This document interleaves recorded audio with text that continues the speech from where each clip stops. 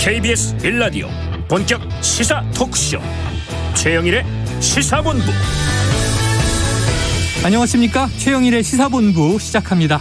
어제 잠들기 전에요, 상상을 했습니다.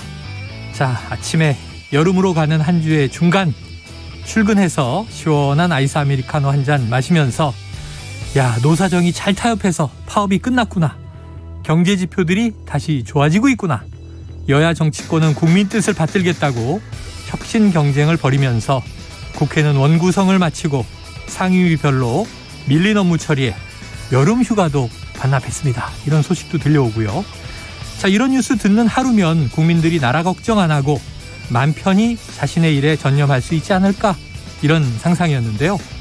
그때 상상을 끝내자마자 속보가 들어왔습니다. 화물연대 파업이 8일 만에 철회됐다. 이 화물연대와 국토부의 협상 타결이 나왔습니다. 최영일의 상상은 현실이 된다? 이런 좀 자만감을 잠시 느꼈고요. 자, 더해서 벤투호는 이집트를 4대1로 꺾었죠. 신나는 스포츠 소식. 자, 오늘 누리호가 발사 준비에 들어간다. 국민 기대감이 높습니다. 하지만 어두운 뉴스도 많죠. 미국 연준 FOMC가 자이언트 스텝으로 금리를 올릴 것이다. 자, 지난 월요일 블랙 먼데이 이후 세계 경제는 수렁에 빠져드는 모양새입니다.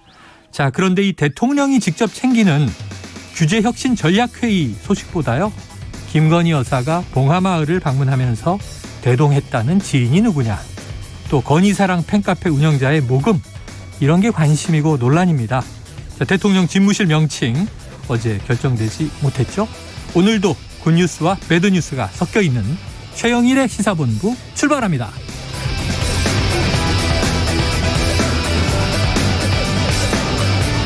네, 1부에서는요, 오늘의 핵심 뉴스를 한입에 정리해드리는 한입뉴스 기다리고 있고요. 2부에서는 오늘 스페셜입니다. 스페셜로 꾸민 진격의 보수, 그리고 사건본부 준비되어 있습니다. 한입에 쏙 들어가는 뉴스와 찰떡궁합, 디저트송 신청 기다리고 있으니까요. 오늘 뉴스에 어울리는 노래가 있으면 문자 샵 9730으로 자유롭게 보내주세요. 오늘의 디저트송 선정되신 분께는 저희가 자신있게 치킨 쿠폰을 보내드립니다. 짧은 문자 50원, 긴 문자 100원입니다.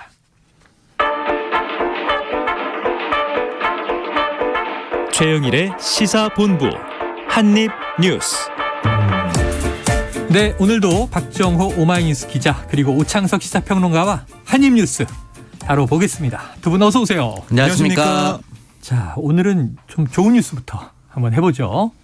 하루씩 밀렸어요. 어제 준비, 오늘 발사 예정이었는데 네. 기상 상황, 특히 이제 강풍 때문에 오늘 준비, 내일 발사. 누리호, 지금 누리호 어떻게 돼 있습니까? 네, 지금 발사대에 기립을 했고요. 섰어요. 그렇습니다. 오늘 오전 11시 30분쯤에 발사대 기립과 고정 작업이 완료가 됐습니다. 네. 오늘 아침 일찍 이 나로 우주센터 이 조립동에서 출발해서 천천히 움직여서 발사대에 무사히 도착해서 준비를 하고 있는 상황이고요. 지금 보면은 사실 여러 가지 연결할 게 많아요. 특히 점검도 하고 연결도 하면서 발사체 추진제, 그러니까 연료와 산화제 등을 공급하는 이 엄빌리칼 설비, 이게 또 누리호에 연결이 됩니다. 네. 이게 아마 오후에 가장 중요한 일정 중에 하나라고 보시면 되겠고요. 최종 점검 작업도 이뤄지게 되고, 또 연료나 산화제 충전 가운데 막히거나 새일 가능성이 있는지도 파악을 하면서 내일 발사를 준비하게 될 것 같고요. 그리고 내일 같은 경우는 사실은 이 오전에 이 누리호의 추진체를 충전할지 여부를 결정하고, 또 오후에 다시 한번 발사관리위원회를 열어서 기술적 준비 상황, 기상 상황, 또 우주물체의 충돌 가능성 종합적으로 검토해서 누리호의 발사 시각을 결정할 걸로 예정이 돼 있는데, 현재로서는 오후 4시가 유력합니다. 아, 왜요? 그러니까 다 준비를 하고 네. 다 철저히 살펴본 다음에 네. 준비를 한 다음에 쏘는 시간이 오후 4시 정도가 된다고 보시면 되겠습니다. 저는 왜 시사본부가 끝난 이후에 쏘느냐. 우리 생중계 중에 네. 드디어 성공했습니다, 막 이런 거 전해주고 싶은데. 그럼 좀 일찍 당기라고 네네. 연락을 한번. 1시 정도면 딱 1시로. 발사하고 42분 후면 네. 교신을 통해서 성공 여부가 파악된다고 하죠. 네. 내일 자 누리호 1차 때 90%의 성공, 이런 얘기했는데 예. 항우영 관계자가 울먹이던 발표가 생각이 나요. 마지막 그 위성을 궤도에 못 올린 안타까움. 네. 거의 다 됐는데. 네. 자, 내일은 좀 거뜬히 성공해서 신나는 소식이 에휴 저희는 모레 전달하겠네요. 자, 이 우주항공 분야 전문가죠. 오창석 평론가님. 갑자기. 네, 잘 되겠습니까? 잘 됐으면 좋겠고요. 네. 지난해 10월 21일 발사됐었죠. 근데 이 부분에 있어서 1단 분리 성공, 페어링 분리 성공, 2단 분리 성공, 위성 모사체 분리 성공까지 됐는데 이 다음 단계 마지막 이제 3단 엔진이 조기 종료되면서 모사체 이 모형 위성의 궤도 진입이 실패가 됐습니다. 네. 그러니까 이 마지막 부분 추진체에 대한 힘이 부족했었다. 그러면 이 부분이 어떤 것이 문제였고 네. 이 부분을 개선하기 위해서 어떻게 하면 되겠는가라는 고민을 많이 했을 겁니다. 네. 그렇기 때문에 이 부분에 대해서는 아마 충분히 이제 보완을 하고 지금 출발을 시킬 거라고 저는 생각이 들고요. 사실은 지난해 발사도 한 번만에 성공한 적이 없었다. 다른 국가들도 네. 거의 불가능하다라고 했었는데 그걸 이제 뛰어넘은 상태까지 갔기 때문에 이번 발사는 정말 큰 기대를 해봐도 좋을 것 같다라고 생각이 네. 듭니다. 자, 우리가 또 나로호, 누리호 요거 좀 헷갈리시는 분들도 계시던데 누리호 이번에 쏘는 것은 우리 기술의 총화입니다. 우주 과학 기술이 그야말로 뭐 첨단 과학 기술의 총화인데 네. 이 과거에 이제 나로호가 러시아 기술에 의존했다면 이번에 이제 우리 스스로의 자체 기술에 힘입고 있다. 이거 중요한 뉴스일 것 같아요. 자, 아까 제가 오프닝에서 말씀드린 게 어제 오늘 오프닝을 초안을 쓰다가 야, 파업이 끝나면 이게 얼마 좀 좋을까 경제 걱정 많은데 가상으로 쓰고 있는데 진짜 속보가 이게 진짜야? 그랬어요. 이 극적으로 타결이 됐나 보죠? 그렇습니다. 사실 어제 뭐 오후까지만 해도 아니 화물연대와 정부에서 협의도 안 하고 있다. 어떻게 된 거냐. 또는 뭐 8시간 해서 거의 뭐 합의됐는데 결렬됐다. 네. 그래서 뭐 이 국민의힘이 협조 안 해서 다시다. 뭐 이런 얘기. 그런 얘기도 있고 했는데요. 어쨌든 어제 오후 8시에 다시 네. 협상을 시작해서요. 협상 시작한 지 2시간 40여 분 만에 타결이 됐습니다. 네네. 그래서 이 화물연대가 총파업을 철회를 했고요. 오늘 아까 오전까지 상황을 봐도 이제 조업이 시작이 돼가지고 물류를 지금 이동시키고 있다라는 소식도 들어와 있어요. 네네. 결국 이 합의한 부분을 보면 쟁점이었던 화물연대 요구사항이었죠. 안전운임제 여기 지속 추진에 합의를 했고요. 네. 안전운임제 적용 품목을 확대하기 위해 앞으로 계속 논의를 이어가겠다. 네네. 지금 뭐 컨테이너와 시멘트 쪽만 돼 있는데 그걸 늘려가겠다. 논의를 해보겠다는 거죠. 네. 이렇게 됐고, 그리고 이제 국회에서 안전운임제 시행 결과를 국토부가 보고하는 거기에 대해서도 합의를 했고요. 또 앞으로 이제 유가 보조금 확대 같은, 그러니까 이 화물 차주들을 위한 지원책 이것도 정부에서 검토하겠다 이렇게 강조를 했습니다. 네.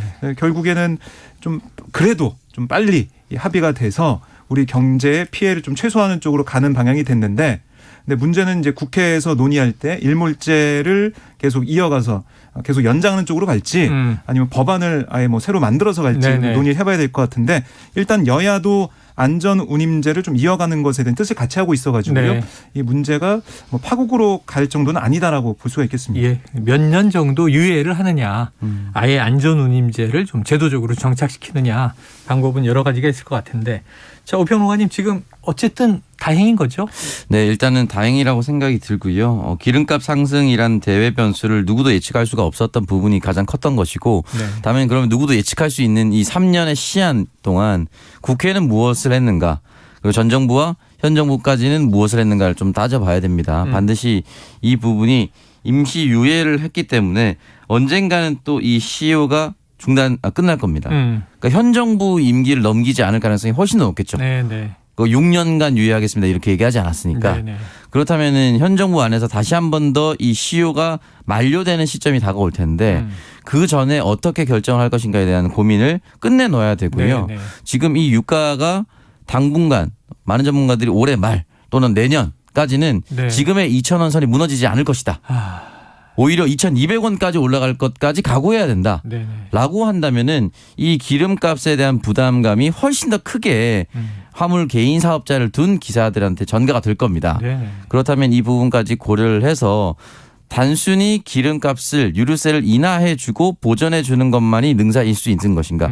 하지 말라는 것이 아니라 이거는 보전하는 금액이 계속해서 늘어날 수밖에 없습니다. 유가가 올라가면. 그렇죠.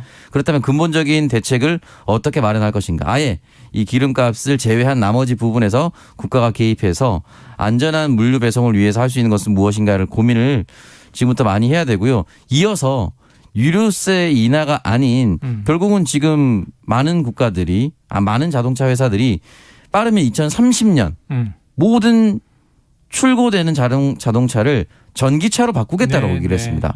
그러면은 이 부분까지도 고려를 해야 되는 것이 앞으로 계속해서 이 흔히 말하는 경유를 사용하는 트럭을 계속 사용할 것인지 아니면 선도적으로 전기 트럭 아니면 수소 트럭 이렇게 빨리 바꿔서 대외 변수에 흔들리지 않는 어떤 천연 자원으로 친환경 에너지 자동차로 전환할 수 있는 것인지 다양한 방식을 열어두고 고민을 해야 한다고 생각합니다. 야, 공상과학에 자주 나오는 얘기인데 시간이 몇십 년 걸리겠죠. 전기차로 또 다 대체가 되면 전기 가격, 전기 발전에 대한 문제가 나올 것 같은데 자 요즘에 제가 10,000원 넣으면 오토바이가 150km를 달렸어요. 네. 근데 20,000원 넣어야 되더라고요. 깜짝 놀랐습니다. 근데 이걸 업으로 하는 매일 전국을 누비는 화물차는 얼마나 많은 비용을 쓸까 생각하니까 보통 일은 아니다. 이런 생각이 드는데 자 윤석열 대통령 출근길에 화물연대 관련해서 경제 걱정도 했다고 하는데 자 그런데 지금 새 정부의 경제 정책 방향 중에 굉장히 굵은 획입니다. 지금 당정 협의까지 하면서 정책을 이제 발표할 예정인데 어떤 얘기들이 나왔어요? 오늘 당정협의 통해서 과감한 규제 개혁 필요성에 국민의힘과 정부가 뜻을 같이 했고요. 특히 국민의힘은 정부의 법인세 인하 같은 세제 지원 확대, 또 경제 법령상의 형벌 합리화 방안 이걸 비롯해서 경제활력 제고를 위한 대책 마련을 주문했고 또 이 유류세 인하폭 확대 방안 또 이 노인 기초연금 인상 방안 마련 한부모 가정 양육비 지원 상향 조치 이런 것도 좀 마련해 달라라고 주문을 했습니다. 특히 권성동 원내대표 얘기를 들어보면 물가가 정말 무서운 속도로 오르고 있는데 서민 부담을 낮추기 위해 정부가 유류세 인하 정책을 유지하고 있지만 유가 상승 속도를 따라갈 수 없는 실정이다. 그래서 유류세 인하폭을 확대하는 방안을 포함해서 모든 수단을 동원해서 민생 안정 기회된다. 좀 강한 톤으로 오늘 얘기를 했거든요. 정부가 어떤 대책을 내놓을지 좀 봐야겠습니다. 그래요. 어제는 또 한덕수 국무총리가 지금 이제 규제 혁신 전략회의 대통령이 주재하는 이런 기구가 신설된다는 발표를 했는데 자 전체적으로 이제 정부마다 기조 경제정책 기조가 다릅니다. 그러니까 문재인 정부 초기에 하면은 소주성 이렇게 기억을 하고 근데 이제 윤석열 대통령은 후보 시절부터 규제 완화 규제를 없애야 한다 이런 입장을 강조했는데 자, 이 기조는 어떻게 보십니까? 이 기조는 그 MB 정책을 그대로 거의 계승한다. 그 당시 뭐 줄푸세라는 표현을 쓰긴 했었는데 그때도 법인세 인하가 주요 화두였죠. 그 기조를 그냥 뭐 그런 특정한 명칭을 쓰지 않고 거의 그대로 이어왔다라고 보면 되고요. 큰 틀에서 봤을 때는 보수 정권은 법인세 인하를 통해서 기업하기 좋은 나라를 만들겠다. 진보 정권에서는 대부분은 노동자의 임금 상승을 통해서 소비 촉진 그리고 임금자의 전체적인 이제 삶의 질을 높여서 이걸 경기 부양책으로 삼겠다라고 얘기를 했었는데 보수 정권 들어왔었던 그 기존의 기조를 그대로 가져간다고 볼 수 있고요.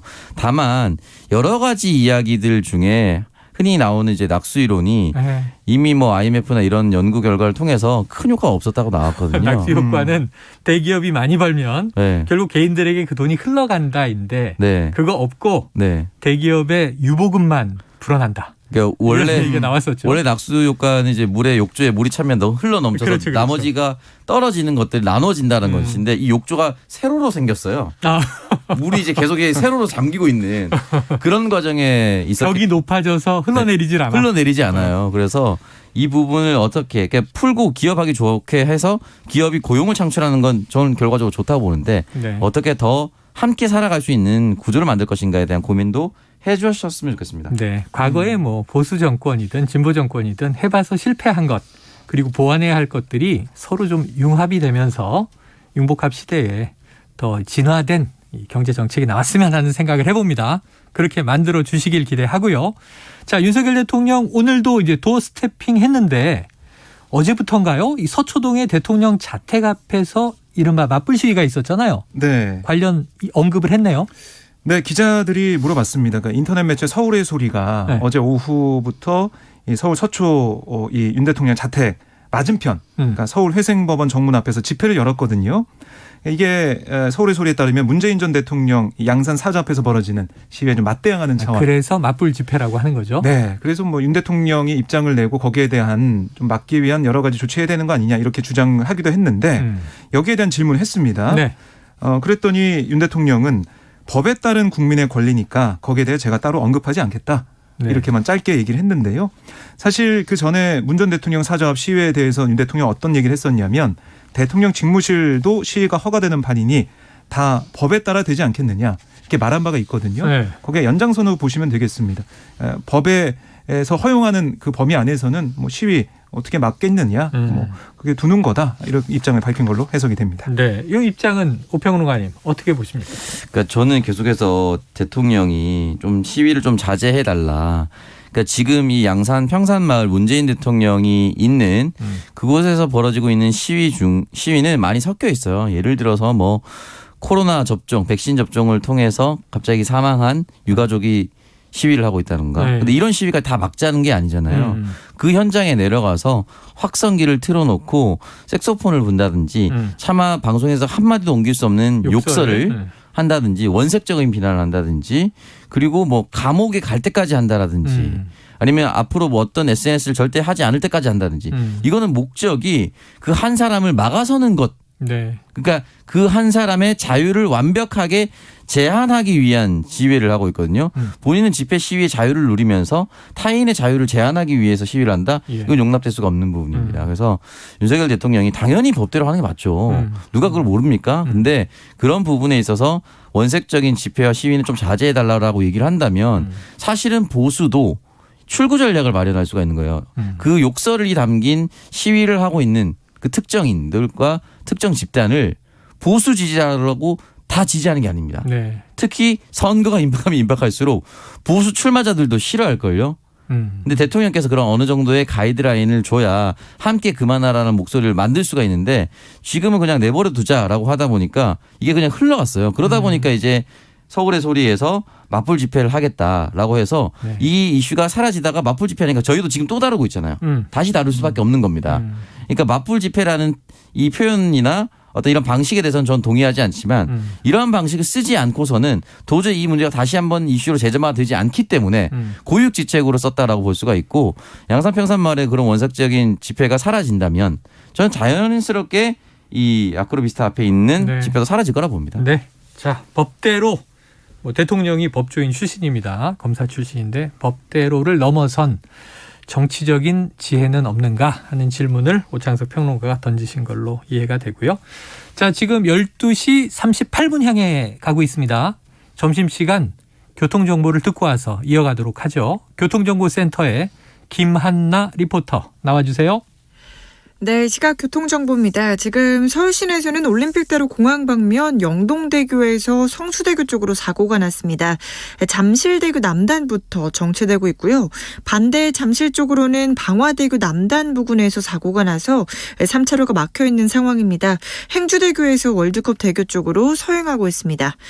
고속도로에서는 수도권 제일순환고속도로 일산에서 판교 방면 김포요금소에서 송내까지 12km 정체고요. 또 판교에서 일산 방면으로도 시흥에서 역시 송내까지 밀리고 있습니다.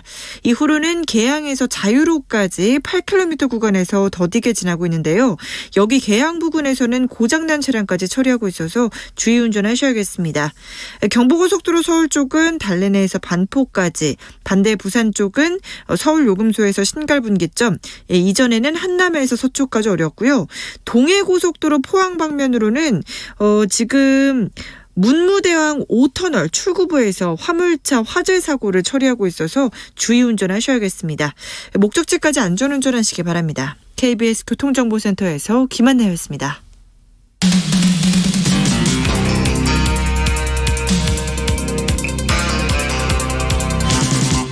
최영일의 시사본부.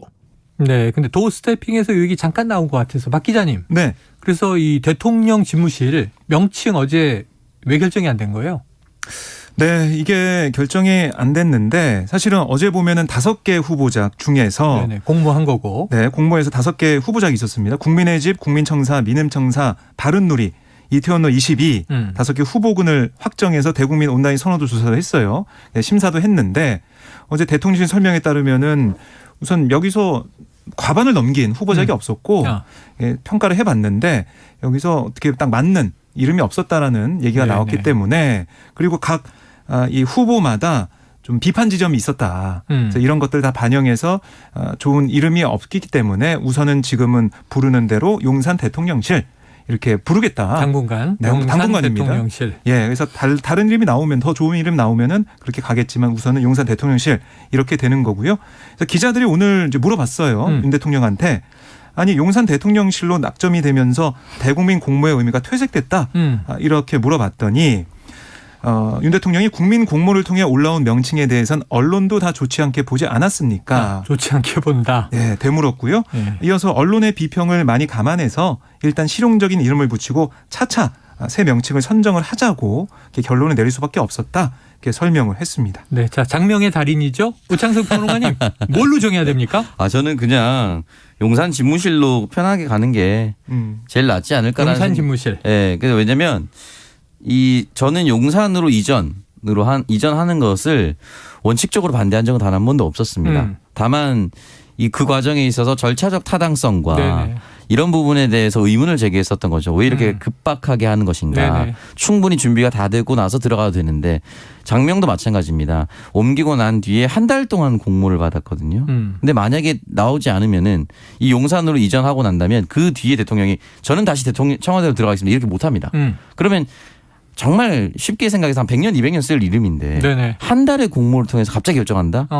이건 너무 수기의 기간이 짧았습니다. 예. 그렇기 때문에 앞으로 저는 대통령 임기 끝날 때까지 용산 대통령 집무실로 써도 되고 그 사이에 충분한 수기를 거쳐도 되니까 네네. 너무 빠르게 지으려 하지 않았으면 좋겠다. 1년이 걸려도 되고 2년이 걸려도 되고 이름이 중요한 게 아니라 활동이 중요한 거고 네네. 활동이 중요한 이유는 대통령이 이전하는 가장 큰 이유가 국민들과 더 가깝게 소통하기 위해서 였다라고 말씀을 하셨잖아요. 그렇기 때문에 이름에 대해서 너무 성급하게 생각하지 않아도 되고요. 용산 대통령 집무실이라는 이 표현을 그냥 써도 저는 전혀 이상할 것이 없다. 그렇게 생각이 듭니다. 알겠습니다. 자, 미국은 화이트하우스, 영어로는 청와대를 블루하우스 이렇게 불러서 흔히 정치권 분들은 BH에서 뭐 이렇게 그렇죠. 약자로 썼죠. 네. 자, 앞으로 뭐가 될지 드래곤 하우스가 될까요? 당분간은 Y하우스? Y하우스? 용산이라서. 용산. 그래요. 지켜보도록 하죠. 자, 김건희 여사 관련 이슈가 있습니다. 이제 봉화를 다녀와서 권양숙 여사와도 만났고 전반적으로는 분위기는 훈훈했다. 이런 이제 전언들, 보도들인데 문제는 이제 동행한 지인 이게 문제가 되고 있어요. 자, 윤 대통령이 또 이 질문에도 답을 했네요. 그렇습니다. 그러니까 이게 봉화마을 지인 동행 논란이 불거져 있는 상황인데요. 거기에 대해 윤 대통령은 봉화마을은 국민 모두가 갈 수 있는 데 아닌가 이렇게 반문을 했고 그리고 이 김 여사와 동행한 지인에 대해서 제처에 오래된 부산 친구다. 그래서 아마 이 권양숙 여사님 만나러 갈 때 좋아하시는 빵이라든지 이런 걸 많이 들고 간 모양인데 부산에서 그런 거 잘하는 집을 안내해 준 것 같다. 이렇게 설명을 했고 뭐 물건을 들 게 많아서 같이 간 모양이다. 이런 얘기도 했습니다. 그리고 여기에 따라서 이제 계속 이어져 나오는 얘기는 뭐냐면 이 김 여사 공개 일정이 많아지면서 제2부속실 아예 만들어야 되는 거 아니냐. 네네. 이런 얘기 계속 나오고 있거든요. 거기에 대해 윤 대통령은 아니 봉화마을도 비공개 일정인데 보도된 걸로 안다. 그러면서 제가 대통령을 처음 해보는 것이기 때문에 공식, 비공식 이런 걸 어떻게 나눠야 할지 또 대통령 부인으로서 안 할 수 없는 일도 있고 안 할 수 없는 일도 있고 이걸 어떤 식으로 정리해야 할지 저도 시작한 지 얼마 안 돼서 한번 국민 여론을 들어가며 차차 생각해 보겠다. 이렇게 설명을 했습니다. 아울러 이 김 여사가 운영해오는 회사 코바나 컨텐츠 출신 인사들이 일정에 동행하고 또 대통령실 부속실에 채용된 거 이 논란에 대해서는 글쎄요. 공식적인 수행이나 비서팀이 전혀 없기 때문에 혼자 다닐 수도 없고 그래서 뭐라면서 어떻게 방법을 좀 알려주시죠. 이렇게도 반문을 했습니다. 자, 그런데 오평론가님 지금 이게 이제 지인, 사적인 지인이 동행했다. 이게 이제 비판점인 것 같고 민주당에서도 이제 비판이 나오는 것 같은데 지금 모든 대통령을 다 처음 해보시는 겁니다. 네. 지금 시점 정도면. 그런데 이제 이 쭉 역대 청와대는 이제 의전의 룰이 있습니다. 네. 지금 제2부속실은 폐지됐지만 이전 정부까지는 제2부속실에 영부인이 사적 공적으로 움직일 때 수행의 룰이 있지 않겠어요? 네. 수행의 룰이 있고요. 역대 청와대 제2부속실장이 있습니다. 부속실장 같은 경우는 대통령 대선 후보부터 지근거리에서 충분한 친분과 인맥을 쌓아와서 영부인과 함께 영부인의 동선을 이제 주관하는 역할을 담당을 했었거든요. 근데 지금 제2부속실을 폐지하겠다라는 내용은 무슨 개혁의 일환이 아니라 김건희 여사의 대선 기간 동안 불거졌었던 여러 가지 의혹이 있기 때문에 정치에는 전혀 관여하지 않겠다라는 일환으로 이제 그 얘기가 나온 거였어요. 대국민 사과 때 내조만 하겠습니다 이런 얘기를 했어요. 네, 아무것도 하지 않겠다. 근데 지금 뭐 방법을 알려달라라고 얘기를 했는데 방법을 마련하고 취임했어야죠 사실은. 이 부분도 마찬가지입니다. 당선이 확정되고 2개월 동안의 시간이 있었습니다. 이 부분에 대해서 폐지를 번복한다고 해서 약간의 야당, 지금의 민주당의 반발이 있긴 있었겠지만 네. 그거를 길게 끌고 갈 수는 없거든요. 왜냐하면 공식적인, 제가 매번 말씀드리지만 경호를 해야 돼요. 안전이 가장 중요합니다. 그렇다면 공식 행사에서는 신원이 확인된 사람만이 동석을 해야지 그 사람의 안전까지 확보할 수가 있는 건데 네. 취재진의 하루 전에 나 어디 간다라고 얘기하는 순간은 공개 행사입니다. 공개를 해놓고 이거 비공식적인 거였다. 라고 얘기한 거 이거 말이 안 맞는 거예요. 네네. 공식적인 행사는 공식적인 직책이 있는 사람과 함께 동행을 하는 것이 있기 때문에 이 부분에 대해서는 앞으로 이런 룰을 좀 지켜주셔야 된다. 만약에 이 사람이 정말 지근거리에서 김건희 여사를 잘 보조하고 그리고 함께 나아가는데 직무를 하는데 또는 여사가 활동을 하는데 도움이 된다라면 공식적인 직책을 주면 됩니다. 부여하면 되는 거예요. 네네. 지금 계속해서 어떤 언론은 모 대학교의 김모 교수, 어떤 언론에서는 그냥 이름 풀네임으로 다 얘기를 해버리던데 지금 비공식 직책이니까 비공식 비선이니까 이름을 김모 교수로 해야 되는지 실명 써도 되는 건지 헷갈리는 거예요. 네네. 공식 직책이 있는 사람이면 왜 김모 행정관 이렇게 얘기하겠습니까? 그냥 얘기하면 되는 거거든요. 그렇기 때문에 이 부분에 대해서는 대통령과 김건희 여사가 정해서 공식적인 직함을 받고 활동하고 다시 말씀드리지만 경호의 문제 때문에 안전에 좀 만전을 기해 주셨으면 좋겠습니다. 네, 자 대통령이나 대통령의 부인이나 아주 개인적이고 사적인 영역에서의 활동할 수 있습니다. 뭐 가족들 생일 잔치도 할 수 있는 거고요. 네. 그런데 그것은 이제 개인적인 것은 사적 지인들과의 모임일 수 있고 공식적인 부분은 분명히 공적인 수행원이 동행을 하게 되면 그건 또 이제 공사 구분이 이루어지는 기준을 지켜야 할 것 같습니다. 자, 이게 뭐 처음 해보는 것이라서 아직은 잘 모르겠다. 빨리 좀 정해 나가야 되겠죠, 룰을. 네. 혼동되지 않도록. 자, 이번엔 좀 무거운 뉴스가 되겠는데 백운규 전 산업부 장관에 대해서 이 영장 청구가 있었다는 소식은 전해드렸는데 굉장히 네. 빠르게 오늘 구속영장 실질심사가 있었나 봐요? 네, 지금 진행되고 있는 상황인데요. 자, 이 백운규 전 장관 오늘 오전에 서울 동부지법에 모습을 드러냈습니다. 실질심사 받기 위해서 나왔는데 이 산업부 산하 공공기관장들의 사퇴를 종용하도록 지시한 혐의 인정하냐 이런 취재진의 질문에 재임 시 법이 정한 규정에 따라서 이를 처리했다. 네. 오늘 성실히 임하겠다라면서 거듭 혐의를 부인을 했습니다. 뭐 구속 여부는 오늘 밤늦게 아니면 내일 새벽에 결정될 걸로 보이는데요. 이 백 전 장관 혐의 검찰에서 어떤 얘기를 하고 있냐면 문재인 정부 초기 2017년, 2018년 산업부 산하 기관장 13명의 사표를 받아내도록 직원들에게 지시했다. 그러니까 직권을 남용해 인사에 개입한 혐의를 이 검찰은 보고 있고요. 그리고 2018년 당시 김경원 한국지역 난방공사 사장에게 사표를 내도록 직원들을 통해 종용하고 황창하 현 사장이 후임 사장이 될 수 있도록 면접 질문지와 답안지 등을 전달해서 부당하게 지원한 혐의도 받고 있습니다. 네. 자, 그런데 또 야당 정치인에 대한 수사도 시작이 됐다면서요. 네.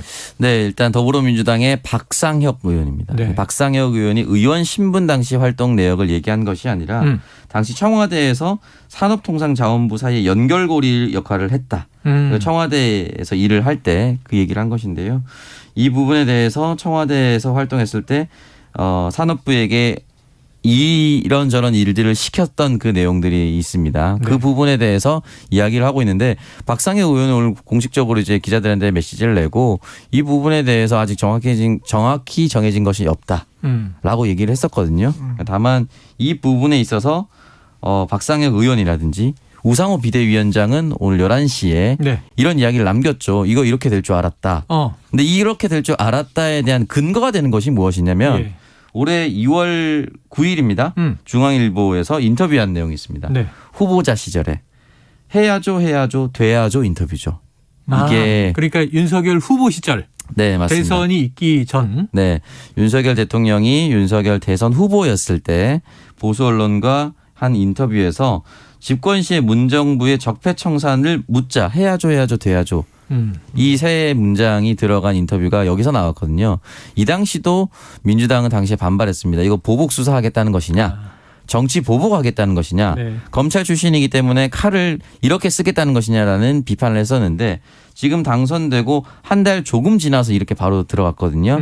그러니까 이건 정해진 수순 아니었냐라고 우상호 비대위원장이 얘기할 정도로 강하게 비판을 하고 있습니다. 그래서 우상호 비대위원장은 예고대로 이게 아까 네. 말씀하신 그 예고대로 문재인 정권에 대한 보복 수사가 시작됐다 이렇게 얘기했는데 자 이제 뭐 또 보수 진영에서는 그렇게 얘기를 했죠. 아니 불법 행위가 드러나면 그건 네. 수사받고 처벌받는 게 마땅하지 않느냐. 음. 그런데 이게 이제 기획된 의도된 우리가 이제 늘 정치 보복으로 보여지는 수사냐 아니면 정말 뭐 자연히 범법 행위가 드러나서 이 인지돼서 이루어지는 수사냐 이건 국민들이 또 감을 가지고 네. 여론의 판단이 있게 될 것 같아요. 지켜보도록 하고요.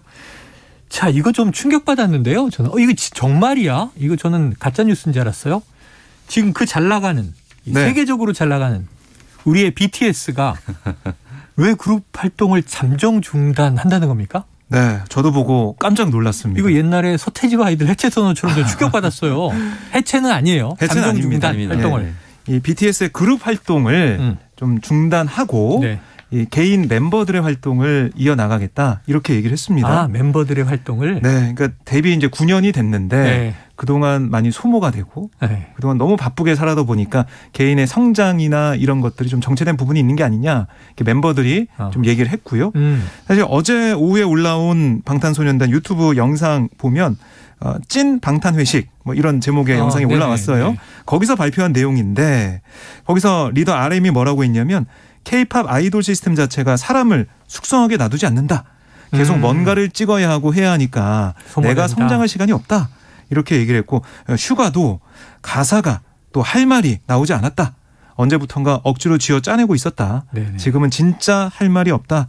무슨 말 해야 할지 모르겠다. 이렇게까지 얘기를 했어요. 네.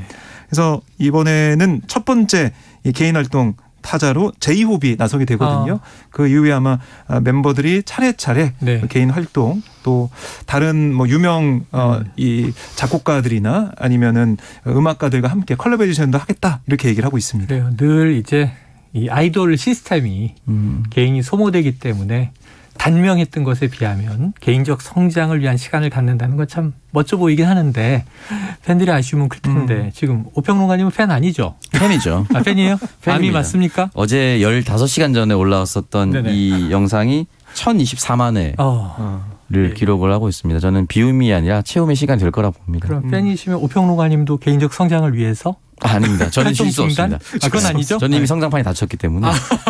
다 컸다. 자만하시는데요. 자, 오늘 한입뉴스는 여기서 정리하겠습니다. 박정호 기자, 오창석 평론가 수고하셨습니다. 고맙습니다. 자, 청취자 0795님, 오늘의 디저트송 풍선 신청해요. 노래 가사처럼 풍선을 타고 가는 꿈이 아닌 누리호 성공이 우주여행을 앞당기는 계기가 되었으면 하네요. 자, 이거 5손가락 노래인데 오래된 노래죠. 오늘은 동방신기의 리메이크 버전으로 듣겠습니다. 저는 2부로 돌아옵니다.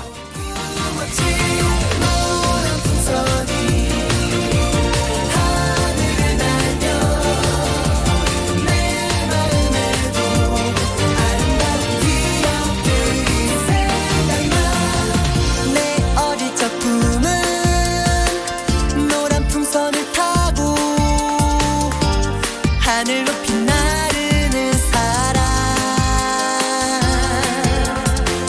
그 조그만 꿈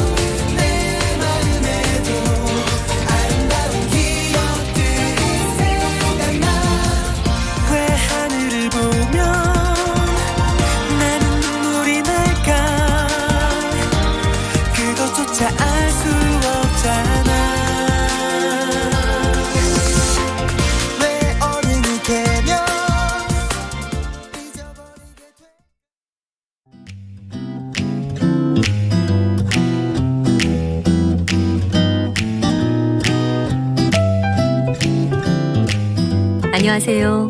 바른말 고운말입니다. 바닷가에서 밤이 되면 폭죽 터지는 소리를 들을 수가 있죠. 밤바다의 낭만이기도 합니다. 그런데 이 해수욕장에서 불꽃놀이를 하는 것은 불법이라고 합니다. 이제 여름철 휴가들 떠나실 텐데요. 잠깐의 즐거움을 얻기 위해서 이런 불법적인 행동을 하는 것은 자제해야겠습니다. 이 폭죽 말고도 딱총이라는 것이 있는데요. 원래 딱총은 화약을 종이에 싸서 세게 치면 터지도록 만든 어린이들의 장난감 총입니다. 요즘 아이들은 이런 장난감을 가지고 놀지는 않지만 폭죽과 비슷한 용도로 만든 놀이기구기도 하고요. 이를 불딱총이라고도 합니다. 그 외에 딱총과 관련된 표현으로는 불과는 관련이 없는 물딱총 그리고 눈딱총 같은 게 있습니다.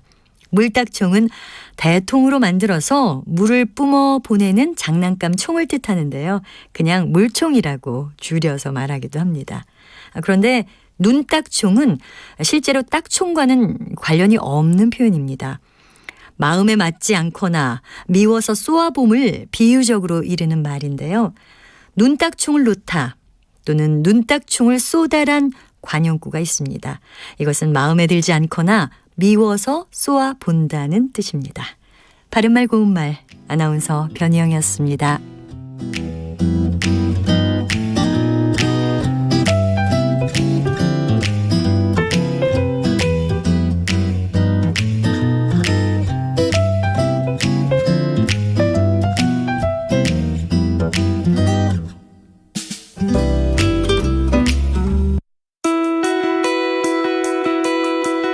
소나무림 같은 경우는 산불이 나게 되면 가사 끌 수가 없을 정도로 강력합니다. 깊이 있는 뉴스, 한꺼번에 이러다가 전 세계 콜벌이 다 사라지면 그건 어떡하지? 이제 색다른 이야기. 이 장애계에서는 더 이상 이런 의학적 기준에 따라서 이 서비스를 제공하지 말고 이 장애인의 욕구 다양한 시선 모두 담았습니다. 평일 저녁 7시 20분 KBS 열린 토론.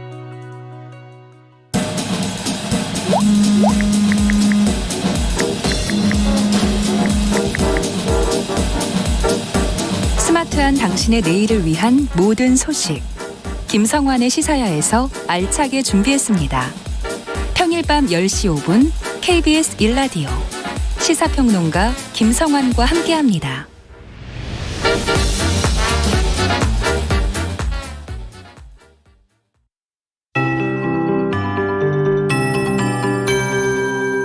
KBS 58분 날씨. 가뭄이 워낙 심했던 터라 내리는 비가 반갑습니다. 오늘 전국 곳곳에 비가 오겠는데요. 내렸다 그쳤다를 반복하면서 내일 새벽까지 전국 대부분 지역에 5에서 40mm 정도가 내리겠습니다. 다만 대기가 불안정한 상태여서 일부 지역에는 천둥 번개와 돌풍을 동반해 강한 비가 쏟아질 수 있겠고요. 우박이 떨어지는 곳도 있을 전망이어서 주의하셔야겠습니다. 제주도는 지금 구름 사이로 볕이 비치고 있지만 오후에는 소나기가 내리는 곳이 있겠습니다.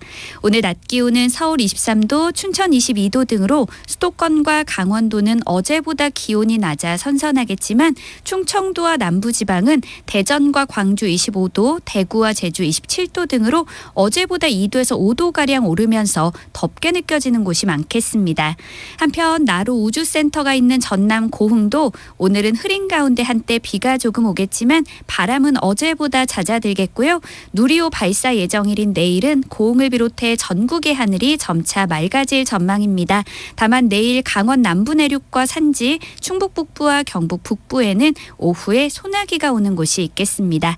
현재 서울의 기온은 17.2도, 지금까지 15mm의 비가 내렸습니다. 송소진입니다.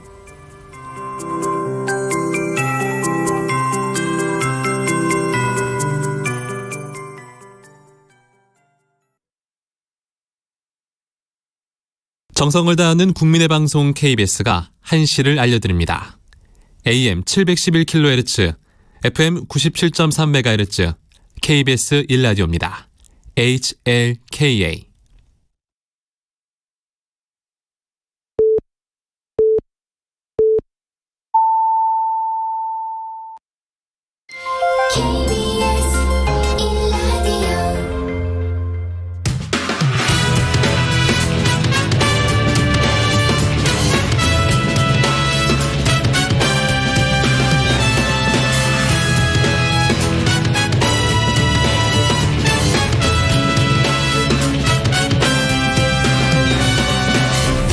KBS 1라디오 최영일의 시사본부.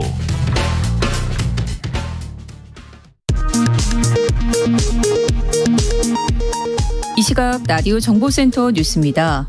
최초의 한국형 발사체 누리호가 내일 2차 발사를 앞두고 오늘 오전 발사대로 이송과 기립이 완료됐습니다. 내일 누리호 발사 여부와 구체적인 발사 시각은 기상 상황, 또 누리호와 우주 물체와 충돌할 가능성 등 여러 조건을 분석한 뒤 최종 결정되며 오후 4시가 유력합니다.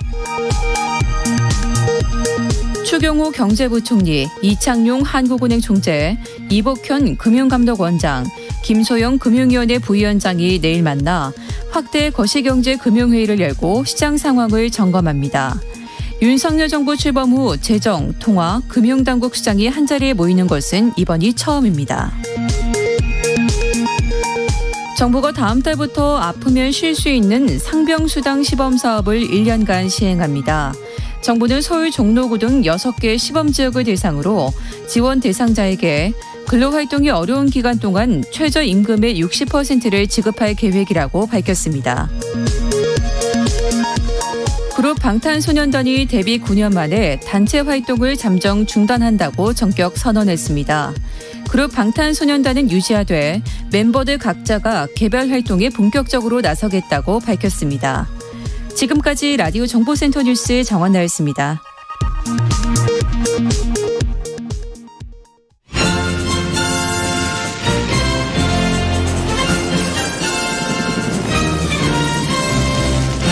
새는 좌우의 날개로 난다. 자, 매주 수요일에는요, 보수의 시각으로 현안을 들여다보는 진격의 보수 시간이 있습니다. 요즘은 다양하게 진행을 하고 있는데요. 오늘은 최고의 입담가이자 또 이제 지성을 담고 계신 두 분을 모셨습니다. 원래 패널이시긴 하지만 이상돈 중앙대학교 명예교수. 자, 미국 다녀오셔서 오랜만에 오셨어요. 네, 안녕하세요. 네. 어디 여행은 좋으셨습니까? 꼭 가야 있어 갔다 오는 거죠. 그래요. 그리고 또 이현주 전 의원 나오셨습니다. 어서 오세요. 네, 안녕하세요. 네, 이렇게 두 분이 같이 나왔다. 원래 따로따로 나오시는 단독 패널이신데 이유가 있습니다. 제가 접수한 첩보에 의하면 네. 두 분은 동친이다, 동네 친구다 이런 얘기가 있었는데 그럼 두 분이 가끔 만나서 뭐 치맥 같은 거 하세요? 네, 치맥 치맥은 해본 적 없고 네. 우리 뭐 파스타 같은 거. 파스타에 와인. 네, 네. 이렇게 맛집 투어 이런 맛집. 거. 친하시구나. 그럼 평소에 그냥 사적으로 동네에서 만나시면 주로 어떤 얘기 나누세요? 이렇게 시사에 대한 얘기도 하고 뒷담화도 하고. 뒷담화 좋죠. 네. 만평도 하고. 세상 돌아가는 네. 만평. 근데 이제 그 만평한 거 이렇게 딱 하고 나서 가만히 생각해 보면 네네. 이런 거를 유튜브로 찍어가지고. 그렇죠. 진짜 재밌을 텐데. 자, 그래서 오늘 그 분위기로 가보도록 하겠습니다. 오늘 두 분 동네 친구로 만나셔서 파스타에 와인 한 잔 곁들이면서 지금 세상 돌아가는 특히 정치권 이슈들을. 근데 저는 아직 이제 은퇴를 아직 안 했기 때문에. 현역이라. 조심스럽죠. 몸을 사리시겠다. 네. 이 교수님 한 말씀 해주세요. 이럴 때. 글쎄요. 그래도 좀 자기 의견을 좀 강하게 내야죠. 그래야 의원이 돋보이는 거, 정치인이 돋보이는 거지. 그냥 따라가기만 하면 아니 그러니까. 교수님이 이렇게 오늘 이렇게 뒷담화 같은 거 사적으로 나누신 얘기를 터뜨리면 정계 은퇴시키실 수도 있는 거잖아요. 글쎄요, 모르겠어요. 제가 평소에도 말을 좀 조심하는 편이에요. 네. 이 의원님 정말 또 이제 화술의 달인이시죠. 자, 본격적으로 진격의 보수 스페셜 시작해 보겠습니다. 자, 윤석열 대통령 취임한 지가 이제 5월 10일이었으니까 취임식이 지금 6월 중순이 됐고요. 한 달여 됐습니다. 이 교수님 먼저 이 한 달 어떻게 평가하세요? 이런저런 큰 변화가 보이고 있죠. 그리고 처음에 한 몇 달은 아무래도 언론도 그렇고 또 국민들이 일반적으로 새로 취임한 대통령한테 지지를 좀 보내죠. 네. 허니문 기간이다. 네, 그렇습니다. 네. 자, 이 의원님은 어떻게 보셨어요? 네, 그렇죠. 이렇게 좀 지켜보자 이런 분위기, 이런 기류인 것 같고요. 어쨌든 이렇게 보면 자기 생각이 좀 뚜렷하신 것 같다. 네, 그걸 이제 좋게 볼 수도 있고 또 어떤 면에서는 이렇게 좀 타협이 없는 것 같다 이렇게 나쁘게 볼 수도 있고 네, 어쨌든 그러니까 그건 이제 좀 지켜보면서 평가가 나오지 않을까. 본인의 의지가 확고한 스타일인 것 같다. 네. 근데 이게 역대 대통령도 보면 좋게 보는 지지층은 소신이 확고하다 그러고 비판하는 쪽은 고집이 세다 그러고 그런 그렇죠. 경우가 많았죠. 근데 아직은 관망 중이니 앞으로 추진되는 일이나 성과를 보고 판단하게 될 것이다. 자, 이게 한 달 동안 여러 가지 일이 있었는데 좀 이례적인 거라면 뭐 집무실 이전으로 벌어졌던 일들이 있고 그 집무실을 옮기고 나서 1층의 기자들을 피할 길이 없으니 매일 이제 질의응답을 합니다. 이게 이른바 도어스태핑 이렇게 이제 이름이 붙여졌고요. 이 정치부 기자들 발제 시간이 늦어져서 요거를 해야 대통령이 출근을 해야 오전 속보가 막 나오는 기현상도 있습니다. 요거는 교수님 어떻게 보세요? 미국 정치 너무 잘 아시잖아요. 아니 그게 박근혜 전 대통령 또 문재인 전 대통령이 보여줬던 불통 아주 답답하잖아요. 네. 이런 거에 비해서 굉장히 좀 신선하게 느껴지는데 사실은 그것도 그렇게 그런 모습도 또 단점도 있습니다. 예를 들어서 우리가 좀 이례적으로 보면은 트럼프 대통령 그냥 하루가 멀다고 막 쏟아냈잖아요. 네네. 그렇게 될 가능성도 있어요. 그래서 또 세상 모든 일이 그렇듯이 조금 숨을 고르고 조금 특히 대통령 말 한마디는 굉장히 자기가 생각했던 거 이상의 의외의 어떤 효과가 나오기 때문에 조금 절제하는 것이 좀 필요하다고 보죠. 절제가 필요하다. 신선한데 절제가 필요하다. 우리 이 의원님요. 네, 이제 어떻게 보면 생각보다 소통을 잘하는 것 같다. 네, 그렇게 이제 젊은 여성들은 그렇게 평가들 하시는 것 같고 그런데 이제 효과 면에서 봤을 때 부작용도 좀 나오는 것 같아요. 특히 이제 지난주에 보면 이제 검찰 인사 이렇게 나왔을 때 그 민변으로 도배하지 않았냐 이런 말씀하셨잖아요. 그럼 이제 그런 게 또 대서특필되기도 하고 그 얘기 안 하셨으면 굳이 그런 얘기 안 나왔을 텐데 그렇잖아요. 그다음에 또 이제 한 가지 또 부작용은 장관들이 사라졌어요. 네, 그래서 그러네요. 네, 그래서 대통령의 동무대가 되고 있는데. 그러다 보니까 대통령이 이제 출근하시면서 모든 프레임을 다 이렇게 설정하고 그래서 어떻게 보면 이제 모든 또 이 결과에 대한 책임도 대통령이 지게 되는 구조가 되고 있거든요. 네. 장관도 우리가 고위직인데 장관들이 사라졌다. 어떤 면에서는 사실은 그런 것도 있거든요. 이제 국무위원들이 먼저 이제 어떤 성과나 이런 결과에 대해서 또 대통령 약간 뒤로 물러서면서 쿠션 역할을 하기도 하거든요. 그런 거가 좀 어려워졌죠. 부처의 수장인 장관이 책임을 지고 대통령은 뒤에서 이제 2차로 조율하는 역할도 하고 대통령이 너무 전면에 있다. 그러면 이 교수님, 이 도어스태핑이 임기 후반까지 이렇게 매일 갈까요? 조금 빈도 조정? 저는 그렇게 하기 좀 어렵다고 봐요. 네. 그리고 지금도 이런저런 발언에 대해서 나중에 보게 되면 그게 좀 왜곡됐다고 볼 수 있는 것들이 있고 과연 현실성이 있느냐 이런 얘기가 벌써 나오지 않습니까? 그래서 그거보다는 좀 대통령이 기자들 앞에서 좀 여러 가지 질문을 받고 답변하는 국정 현황에 대한 질문 답변 그런 게 저는 원칙이라고 봅니다. 기자회견이나 기자간담회 형식으로. 자, 그럼 좀 초기에 정리하는 게 좋겠습니까? 도어스태핑을? 글쎄요. 저 같으면 좀 이제는 좀 한 달 했으니까 좀 조정을 하고 이제부터 좀 그래야지 너무나 대통령이 이렇게 친숙한 것만 강조하다 보면은 그런 것도 좀 문제가 있을 수 있죠. 그래요. 초기 한두 달 정도는 친숙함이지만 그다음에 이제 조금 형식을 갖출 필요가 있겠다. 자, 당장 오늘 출근길에 어떤 주제가 화두였는지 한번 직접 대통령의 육성을 듣고 이야기 이어가겠습니다.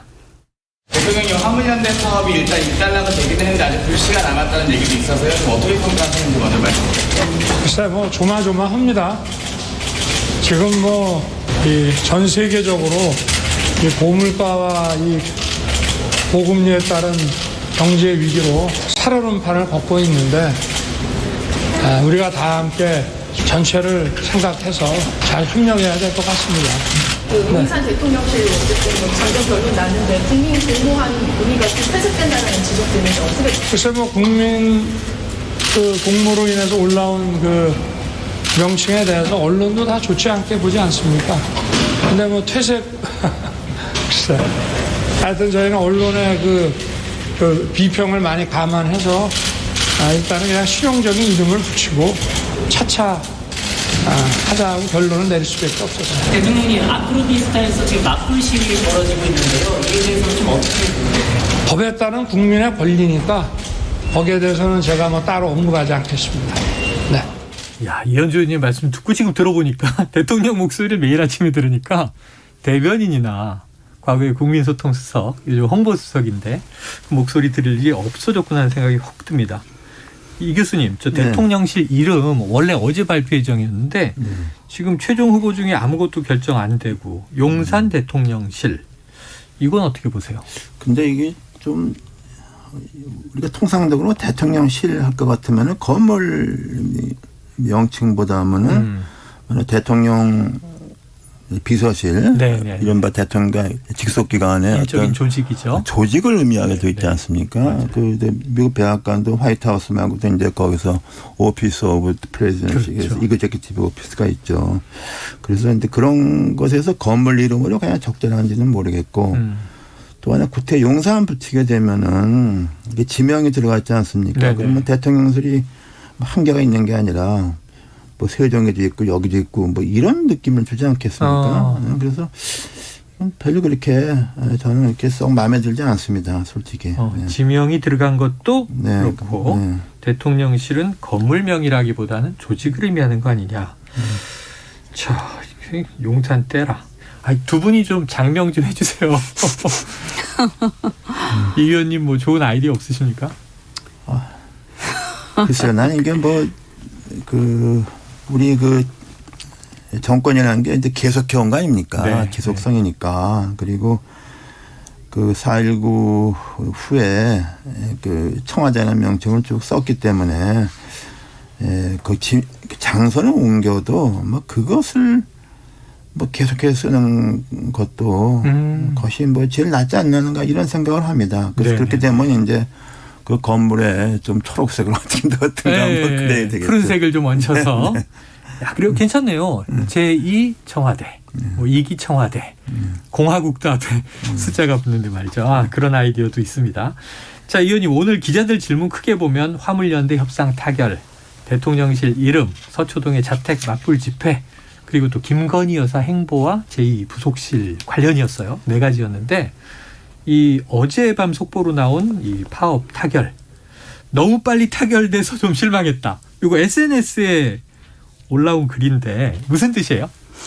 너무 빨리 타결돼서 실망했다. 이게 아니라 그러니까 이거를 이런 식으로 이제 원칙 없이 그냥 타결하는 데만 이제 이렇게 집중한 것 같아서 결속 협상 아니냐? 그러니까 이제 타결이 되긴 뭐 타결할 수밖에 없죠. 왜냐하면 물류 대란이나 이런 게 있으니까 이제 이해가 안 가는 바는 아니지만 이게 원론으로 다시 돌아가면 이게 3년 전에 이제 운임제. 네네, 안전운임제죠. 안전운임제라는 게 결국 뭐냐면 가격을 운임을 갖다가 이제 이 최저임금처럼 그냥 고정시키는 거거든요. 근데 보전해주고. 근데 이게 말하자면 이 가격을 갖다가 담합을 통해서 결정하는 건데 이게 비정상적인 거죠, 사실은. 그리고 이 이제 궁극적으로 보면 우리나라의 이 화물 시장이 이 도로 화물 시장이 문제가 있어요. 네네. 그러니까 굉장히 영세한 집 차주들이 화물 차주들이 네네네. 아주 자영업자들이 막 있는 거예요. 그러다 보니까 화주들은 이제 거대한 이제 큰 화주들이 대기업들인데. 그렇죠. 그런데 이제 아주 영세한 자영업자들이 막 있다 보니까 협상력이 없는 거예요. 그러니까 불가피하게 이게 노동자는 아닌데 이제 민노총의 어떤 협상력을 얻고 이렇게 노동자처럼 하는 상황이 돼버린 거예요. 노동자가 아니죠. 이중적이더라고요. 그렇죠. 운전을 한다는 점에선 노동인데 네. 차 주인이라는 차주라는 점에서는 이게 사업자가 되는 그래서 거죠. 아주 이제 이게 문제가 생겼고 실질적으로 이게 제대로 되자면 물류 기업화가 돼야 되는 거예요. 그래서 이 노동자를 제대로 고용하고 복지를 혜택을 해주고 그래서 이 물류 산업이 발전을 해야 되는데 이 기형적으로 발전해 버린 거죠. 네. 이대로 가면 굉장히 힘들어집니다. 이 네. 산업 자체 그 국가적으로도 안 좋고 근데 이렇게 된 이유는 제가 볼 때는 우리 이제 국토부라든가 정치권의 어떤 방임한 상황이 있습니다. 그리고 계속 이런 식으로 지난 문재인 정권도 그렇고 이런 상황들에 대해서 무책임하게 땜빵식으로 계속 해온 거예요. 근데 이번에도 사실은 땜빵하고 넘어가는 거예요. 그래서 저는 이 생태계를 바로잡는 노력을 해야 되는데 또 땜빵하고 넘어가고 안전운임제처럼 또 가격을 고정시키고 또 넘어가면 안 되는 거고 제가 볼 때는 약간 아프더라도 이 부분을 바로잡고 시장을 정상화시켜야 된다. 대신에 정부가 이 화주들 그러니까 화주가 아니라 화물 차주들한테는 지원을 하는 식으로 해서 과도기적으로 적응할 수 있는 연착륙할 수 있는 조치를 해줘야 되는데 이거 굉장히 어렵죠 사실은. 알겠습니다. 설득을 해야 되고. 근데 이런 거를 이제 안 하는 것들에 대해서 제가 좀 비판을 했는데요. 네. 이런 일들이 굉장히 많아요. 많다. 예, 이제 건설 노조 쪽도 그렇고, 그러니까 이제 그 우리가 일방적으로 민노총 문제지만 사실 거기 구성원들은 다 이유가 있는 거거든요. 네. 사실은 이제 윤석열 정권이 들어섰을 때 우리가 시장 경제 정상화 부분을 기대를 하면서 또 동시에 이렇게 될 수밖에 없었던 부분들에 대해서 정상화할 수 있는 연착륙 방안들을 기대하는 것들이 있거든요. 근데 그걸 지금 안 하고 있죠. 안 하고 있다. 네, 그래서 사실은 한 달 됐으니까요. 네. 근데 미봉책이다. 이 구조적인 전환이 필요하다. 네, 생태계를 정상화시킬 수 있는 근본적 그 어떤 방안을 제시를 해야 됩니다. 네, 시장 경제 얘기가 나왔으니까 뭐 이상돈 교수님도 워낙 이 분야 전문가신데 또 교육계에 계시기 때문에 이거 진짜 궁금한 게 요즘에 윤석열 대통령 또 뭐 내각 윤석열 정부 전체가 반도체 열공 바람 또 반도체 올인이다 할 정도로 이 반도체 특강도 듣고요. 의총도 열고 토론회도 하고 그런데다가 윤 대통령은 반도체 관련 학과 정원 2만 명 확대 산업인재를 육성하라. 어떻게 보셨습니까? 일단요, 그 대통령이 현안 문제에 대해서 관심을 갖고 그 쟁점을 이렇게 아는 건 굉장히 중요하죠. 그런데 어떤 결론을 내서 탁 말을 해버리면은 그게 그냥 굳어져 버리잖아요. 네네. 그런 건 조금 경솔한 것 같아요. 그래서 어떤 문제의식을 갖고 충분한 관계 장관 또는 전문가들과 함께 어떤 대책을 마련하는 게 중요하지. 이렇게 막 2만 명 확대 이렇게 대통령이 말해버리면은 근데 거기에 따라서 그냥 관료들은 움직이잖아요. 그리고 또 하나는 이게 대학에서 학과를 신설하고 증설하고 뭐 학생을 늘리고 교수를 충원하는 게 이렇게 간단하지 않습니다. 세상에 가장 어려운 게 그 대학에 관련된 거죠. 그건 상당히 좀 오랜 시간이 걸리는 것이고 또 하나는 원자력도 그렇고 반도체도 그렇고 어떤 산업화되는 산업화 분야에 필요한 전공이라는 게 어느 한 과에서 하는 게 아니잖아요. 여러 가지 결합된 여러 가지이기 때문에 그런 일종의 좀 말하자면 연구 생태계 대학의 어떤 구조가 있어야 되는데 그런 것을 이렇게 배란간 만들기도 어렵고 그것을 꾸준히 좀 살려가고 뭐 그래야 된다고 봅니다. 그래서 그런 거 좋고 그 원자력 관련도 마찬가지예요. 그게 뭐 원자력 공학과만 하는 게 아니잖아요. 그렇죠. 금속공학이 온갖 종합예술이죠. 네, 재료공학도 필요하고 그런 것을 키우는 것도 어렵지만은 이게 죽이는 건 굉장히 쉽습니다. 일단 한번 죽여버리면은 회복하는 게 굉장히 어려워요. 그래서 그게 지금 우리나라 원자력에 갖고 있는 문제라고 할 수 있죠. 그래서 저는 모든 게 그렇지만은 대통령이 이런 분야마다 너무 쉽게 말을 하는 거 이런 건 좀 스스로 좀 자제할 필요가 있다고 봅니다. 그거 도어 스태핑하고 일맥상통하네요. 대통령이 너무 먼저 나서서 결론을 지어버리지 말라 이런 조언이셨습니다. 이런 부분들은 제가 볼 때는 그래서 그 전반적으로 그러니까 이제 그 자연 과학기술 분야 그리고 이과 분야에 대한 수요가 커지고 있는 건 맞거든요. 네네. 그래서 어떻게 보면 조금 이 경계선 그러니까 학과라든가 전공에 대한 경계선을 조금 완화시키고 이게 좀 그 통합적 그 전공 이런 건 좀 유한 얘기를 많이 하죠. 그래서 예를 들어서 문과를 전공했다 하더라도 나중에 그쪽으로 이렇게 넘어갈 수 있도록 한다든지 그런 길을 열어준다든지 그렇게 하는 방향을 좀 너무 유연하게 할 필요가 있을 것 같아요. 이 교수님 말씀이랑 또 연결돼 있네요. 특정 학과만 정원 2만 명 이렇게 해서 해결될 문제는 아니다. 딱 찍어놓고 왜냐하면 또 나중에 몇 년 지나서 어떻게 될지 모르는 거거든요. 자, 그런데 이제 이른바 이것도 하나 여쭤볼게요. 맞불 집회 관련 얘기도 오늘 나왔습니다.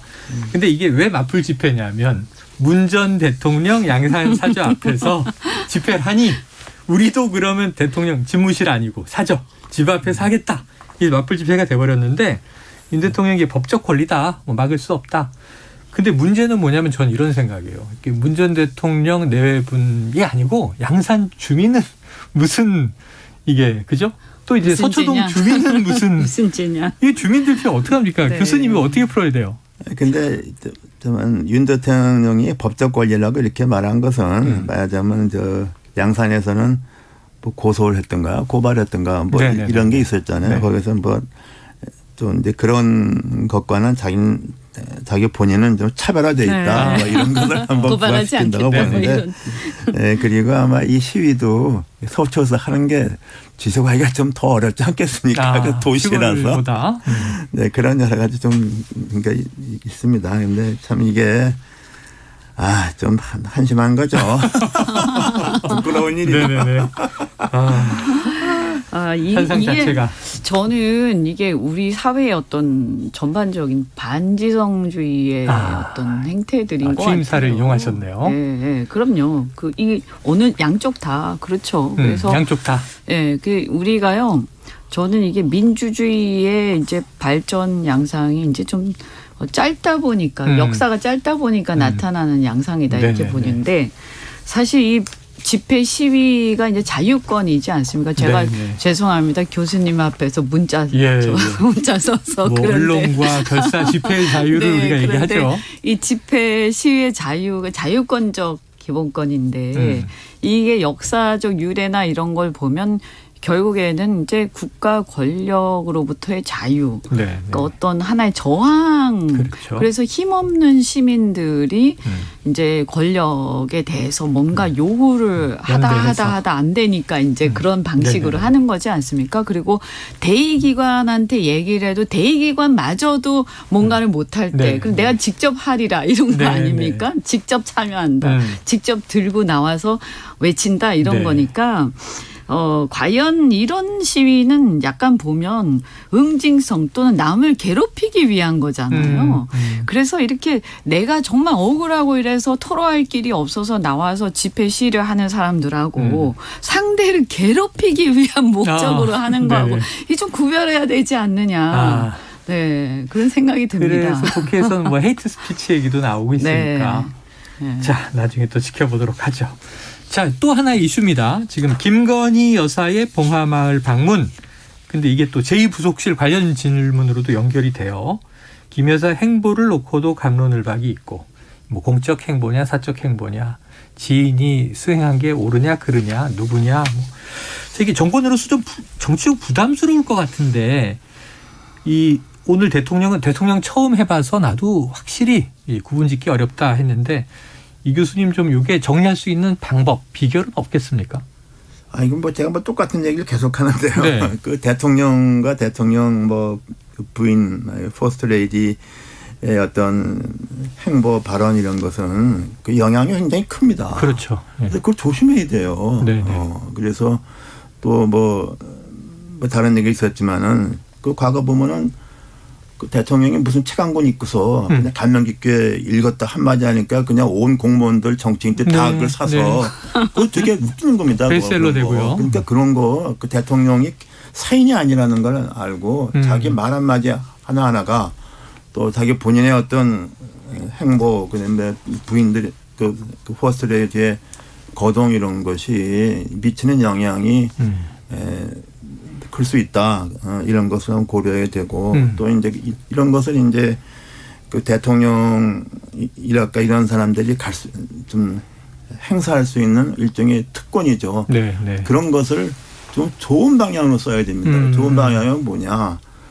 말하자면은 그걸 통해서 그 좀 어려운 사람들이랄까 해결이 안 되는 데에 가서 힘을 실어주는 거죠. 네네네. 그런 데 쓰지 이렇게 그냥 대중의 관심이 사는 일을 가지고서 거기에 뭐 좀 치중하는 것 같다는 이런 인상을 주는 거는 저는 썩 좋지 않다고 봐요. 네. 좀 조심할 부분이 있다고 봐요. 교수님 지금 주교한 조언에 그럼 덧붙이면 조금 제2부속실을 폐지했잖아요. 뭐 꼭 이름은 그게 아니더라도 공식적인 뭐 여사 관리팀이 필요한 거 아닙니까? 공식적으로. 아니 뭐 통상적으로 뭐 포스트 레디한테는 우리가 대통령제에서 대통령 같으면 아무래도 좀 그 비서도 있고 뭐 일정 그런 것도 있고 또 그런 것에 이제 메시지 관리 같은 거 그걸 하죠. 그게 사인이 아니지 않습니까? 그리고 그 포스트 레디의 그 어떤 잘못됐다기보다 의도하지 않은 어떤 일이 발생하게 되면 대통령한테 부담이 되는 거예요. 그렇죠. 그런 건 뭐 우리가 경험적으로 다 이렇게 알고 있는 거죠. 네. 의외로 파장이 크다. 잘 관리할 필요가 있다. 자, 이 의원님 이제 뭐 정치인이시기도 하니까 이런 대목에 있어서 지금 김건희 여사의 행보 이번 정부 들어와서의 영부인이라는 표현을 안 씁니다만 그럼 이게 대통령 배우자의 행보와 동서 이게 또 팬카페를 통해서 자꾸 정보가 나와요. 어떻게 보세요? 공식화 해야 되겠죠. 해야 된다. 네, 해야 되죠. 왜냐하면 이게 뭐 애매하지 않습니까? 그랬을 때 근데 그 실질적으로 영향을 미친단 말이에요. 국민들의 삶에 또는 권리와 의무에 영향을 미치거든요. 그랬을 때 이게 자칫 잘못하면 어떤 비선 논란을 가지고 오거든요. 그러면 심각해질 수가 있어요. 그래서 모든 것은 어쨌든 주권자 국민이기 때문에 민주주의 사회에서 권한과 책임은 공식화해야 한다. 공식화해야 한다. 네. 그래서 이게 더 불거지기 전에 공식화하고 권한과 책임을 그 한계선을 분명히 하는 게 좋겠다라고 생각을 합니다. 네. 자, 공식화라는 부분에서는 두 분이 좀 같은 제안을 해주셨다. 이렇게 정리가 되네요. 자, 아까 이현주 의원님이 얘기했던 게 너무 재밌어서 그걸로 다시 돌아가 볼게요. 자, 대통령이 일선에서 얘기를 막 하니까 장관들이 안 보인다. 근데 장관뿐 아니고 지금 유독 안 보이는 인물이 한덕수 국무총리. 아까 대기실에서도 이 교수님도 뭐 이렇게 고개를 흔드셨는데 사실 이번 정부에서 책임 총리다 이런 표현도 썼어요. 인사청문회 때는 그렇게 시끄럽더니 아니 임명되고 나니까 교수님 왜 이렇게 안 보이는 거예요, 총리가? 글쎄, 이거 우리가 좀 상식적으로 생각할 것 같으면은 윤석열 대통령은 정치 경력이 짧잖아요. 그렇죠.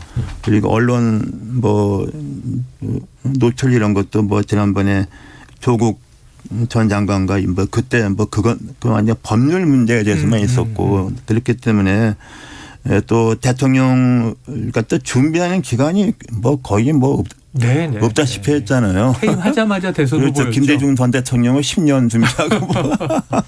그래서 정치인인데 대통령이 됐습니다. 그래서 이제 그런 것도 있었기 때문에 경험 많은 여러 가지 관록이 많은 한덕수 씨를 총리로 다시 그야말로 70 훌쩍 넘은 분을 한 게 아니라 봤는데 그리고서 이제 책임 총리 이렇게 해서 그런 느낌 많이 줬죠. 네네. 근데 지금 뭐 그 총리가 있는지 없는지 하고 또 있다가 뉴스에 보면은 총리가 그야말로 이제 너무 이게 그 존재감이 없을까봐 일부러 뭐 일정을 만들어서 나오는 게 아니냐 뭐 이런 인상마저 줘요. 네. 그렇기 때문에 이 총리가 과연 필요한가에 대한 우리가 원론적인 얘기가 다시 나옵니다. 네네. 이야 역설적인데요. 이 의원님은 어떻게 보세요? 총리 역할. 아니 원래는 우리나라는 그 내각제적 요소가 상당히 헌법에 있기 때문에 역할이 하려면 굉장히 많죠. 예. 그런데 이렇게 되면 이제 이건 좋은 건 아닙니다. 왜냐하면 그 모든 부담이 대통령한테 다 갑니다. 그래서 총리가 권한을 행사하고 그 책임을 총리가 충분히 질 수 있는 것마저도 사실상 대통령이 다 해야 되는 상황이 되기 때문에 굳이 그럴 이유가 없죠, 사실은. 근데 왜 이렇게 되고 있는 걸까? 그럼 결국에는 이제 한덕수 총리가 충분히 자신이 권한을 행사하고 자신이 책임지고 할 수 있는 부분들도 그렇게 하지 않고 있거나 아니면 이제 그러한 어떤 뭐 아직까지 그런 겨를이 없는 것인지 조금 뭐 교통 정리가 충분히 필요하다. 되지 않는 게 아닌가. 예. 교통령이라 말씀하시면 좀 뭔가 책임 역할 분담 같은 게 조금 나타났으면 좋겠다. 알겠습니다. 다음 이슈로 넘어가 보죠. 시간이 너무 잘 갑니다. 이슈들도 많은데다가. 자, 지금 문재인 정부 시절 산업부 블랙리스트 의혹으로 검찰 수사를 받던 백운규 전 산업통상자원부 장관입니다. 구속영장을 쳤고요. 오늘 영장 실질심사가 지금 열리고 있다고 해요. 이르면 오늘 밤, 늦으면 내일 새벽 이제 구속 여부가 나올 텐데 이 보면은 김은경 전 환경부 장관도 그 2년 실형이 나왔었단 말이죠. 똑같은 혐의로. 자, 그런데 백운규와 김은경은 다르다. 이런 취지 말씀이 있으셔서 어떤 의미예요? 근데 다르다기보다 이번 법은요. 지금 이 정부 들어서서 뭐 지금 얼마 안 됐잖아요. 한 달 됐습니다. 검찰이 지금 한 달 동안 한 게 아니잖아요. 그렇죠. 그 전 정권이 있을 때 검찰이 이미 다 충분히 수사를 했는데 인신 영장을 뭐 하거나 기소를 못 하고 있었다가 지금 다시 한 거를 봐야 되지 않겠습니까? 그러면 왜 김은경 전 환경부 장관은 그렇게 신속하게 이렇게 됐고 백운규 장관은 지금까지 왔느냐? 두 사람은 공통되는 면도 있고 다른 면이 있어요. 근데 공통되는 면이 뭐냐면 두 사람 다 이런 문제에 대해서 좀 서툴었던 사람이에요. 또 순진했어요. 오히려 뭐 이게 능수능란하지 않고 정치권을 잘 몰랐던 사람이잖아요. 그러니까 그냥 뭐 솔직히 다 뭐 물러가라 뭐 그거 문서로 남기고 뭐 이렇게 했던 게 아니겠습니까? 그런데 다른 점은 뭐냐? 백운규 전 장관은 문재인 청와대에 충실히 따른 사람 아닙니까? 탈원전. 근데 그것도 지금 문제돼 있잖아요. 그 자체가. 이게 그러니까 요거는 이제 블랙리스트지만 말씀하신 대로 원전 가동을 정지한 거. 그러니까 이제 그렇게 해서 이제 백운규 장관은 문재인 정권 동안에는 아무 일이 없었다 하면은 그거는 검찰에 대해서 무슨 압력을 가한 게 아니냐는 이런 합리적인 추론이 가능하지 않습니까? 이게. 이전 정부에서. 그러면 김은경 장관은 왜 이렇게 되느냐. 김은경 장관은 흑산공항 하는 거 무산시켰고 영양 풍력발전 공사하는 거 중단시키고 해서 민주당한테 아주 곤혹을 안겨줬어요. 왜냐하면 흑산공항은 민주당 공약이었다고 그게. 그러니까 제가 보기에는 제가 이제 김은경 환경장관은 환노위에 있어 잘 알죠. 결국에는 그 전 정권이 김은경 환경장관은 자기들이 어떤 방향에서 어긋났기 때문에 그냥 가만히 있었던 게 아닌가. 검찰이 알아서 하도록.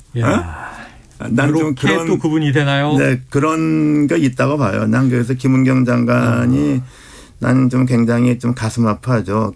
필요 이상의 어떤 무거운 짐을 지고 있는 게 아닌가 이런 생각이 들고 백운규 전 장관의 경우는 김 전 장관과는 다른 어떤 시작이 있다고 봅니다. 전 교수님 말씀하실 때 주로 백 전 장관을 두둔하시는 쪽인가 같지만 다르다 얘기하셔서 그랬더니 정반대였어요.